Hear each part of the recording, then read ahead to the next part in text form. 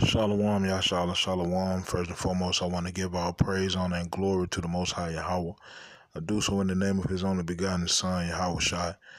Double honors to the apostles and elders of Yasharallah. Call Holoyim Yahweh Bahashem Yahweh Shai, Bahashem Harakah Kwadash for blessing our elders with the spirit of truth, so that we may know. Shout out to the Akim and the Aqua that's keeping the faith in the work. Y'all keep at it. It's your brother Abaya coming at you with more precepts. It's the book of Obadiah. Verse 7, it says, all the men of thy confederacy have brought thee even to the border. The men that were at peace with thee have deceived thee and prevailed against thee. They that eat thy bread have laid a wound under thee. There is none understanding in him. All right. It's prophesied in the scripture that the daughter of Babylon's allies are going to turn on them. And it's funny how, President Sleepy Creepy Joe went to the so-called Middle East to do, a little kissing up, trying to set some standards and things and get people back on the side of the daughter of Babylon. And one of the main people that they were trying to get back is Saudi Arabia. One of the main people they were trying to make sure that was an ally to them, rather, is Saudi Arabia. And, they were talking good, so forth and so on. But then this happened. Saudi Arabia has doubled its Russian oil imports. This comes as Joe Biden visits the kingdom, the world's largest oil exporter, increase imports during the second quarter to meet summer cooling demand and free up the kingdom's own crude for export. This counters essentially the US's bid to isolate Russia with financial sanctions after its Ukrainian invasion. Moscow has been selling fuel at discounted prices due to international sanctions to a few Asian and African nations, while most of these countries have discouraged purchases from Russia. Saudi Arabia's increased imports are used in power generation. Data shows that Saudi Arabia imported 647,000 tons of fuel oil from Russia through Russian and Estonian ports in April to June this year, almost double from 320,000 tons of oil that was imported in the same period last year. Saudi Arabia imports Russian fuel oil to reduce its need to refine crude and cut the amount of oil that is needed to burn for power. That allows the kingdom to save unrefined crude to sell on international markets at higher prices.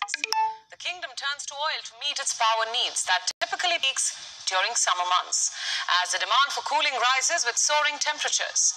Saudi Arabia has increased its imports from Russia at a time when the US President Biden is in Jeddah. He is expected to seek an increase in oil supply to global markets from the kingdom, and that could lower the oil prices that have aggravated inflation globally. However, there is little spare capacity to increase production in the short term, as Saudi Arabia has maintained its cooperation with Russia in the alliance of global producers known as the OPEC+. The two are the de facto leaders of respectively OPEC and non-OPEC producers in that grouping. Right. So this is the book of Jeremiah, chapter 49, and verse 14. It says, I have heard a rumor from Yahweh, and an ambassador is sent unto the heathen, saying, gather ye together, and come against her, and rise up to the battle. For lo, I will make thee small among the heathen, and despised among men. All right. It says, thy terribleness hath deceived thee, and the pride of thine heart, O thou that dwellest in the clefts of the rock, that holdest the height of the hill. Though thou shouldest make thy nest as high as the eagle, I will bring thee down from thence, saith Yahweh. All right. Now, I say all the time, man, as of late, America, as far as I know, has never been in the situation that it's in today. As far as having all of these surrounding nations really take this place down financially, first and foremost, and respect wise, because a lot of the things that is being allowed to happen and be said today, it wasn't like that 10, 20 years ago. So that's a decline, and the only way to get that back is through war. That's the only way. But see, America don't have the edge on that no more. Because once upon a time, they were the only people that had certain weaponry. But now you got other nations that have more than the daughter of Babylon. More so, I'm speaking about Russia. right? China got the biggest navy. Russia got the most warheads. So, let me go to the book of Proverbs, chapter 22, and verse 16. And I end with this. It says, he that oppresseth the poor to increase his riches, and he that giveth to the rich shall surely come to want. All right? Shall surely come to want. Ain't no way around it. And it's your time, daughter of Babylon.